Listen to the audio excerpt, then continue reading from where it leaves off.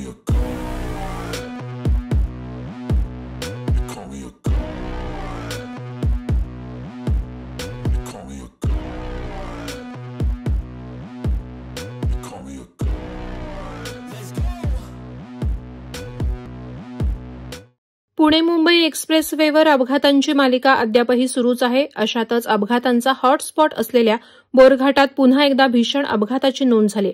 या मार्गावरून धावणाऱ्या सुविधा ट्रॅव्हल्सच्या खासगी बसला अचानक भीषण आग लागली. या आगीत बस पूर्णपणे जळून खाक झालीय, तर बसमध्ये असलेले 30 प्रवासी केवळ दैव बलवत्तर म्हणून बालंबाल बचावलेत. आग लागताच प्रवाशांनी तात्काळ बाहेर पळ काढल्यानं मोठी दुर्घटना टळली. मुंबईकडून लोणावळाकडे सुविधा ट्रॅव्हल्सची बस क्रमांक MH47 AS 0779 ही चालक आसिफ केनिया राहणार दहिसर हा घेऊन जात होता. यावेळी बसमध्ये 30 प्रवासी होते. बस बोरघाटात दत्तवाडी जवळ आली असता शॉर्ट सर्किटमुळे बसच्या इंजिनला भीषण आग लागली. ही आग क्षणार्धात भडकली, त्यातच बस पूर्णपणे जळून खाक झाली. आग लागल्याचं निदर्शनास आल्यानंतर चालकानं तत्परतेने बस थांबवून सर्व प्रवासी आणि बसमधील सामान बाहेर काढल्याने मोठी जीवितहानी टळली. या घटनेची माहिती मिळताच बोरघाट पोलीस, खोपोली नगरपालिका, अग्निशमन बंब, IRB, अग्निशमन दल, देवदूत यंत्रणा, अपघातग्रस्त टीमचे सदस्य तात्काळ घटनास्थळी दाखल होत त्यांनी आग विझवण्यासाठी शर्थीचे प्रयत्न केले.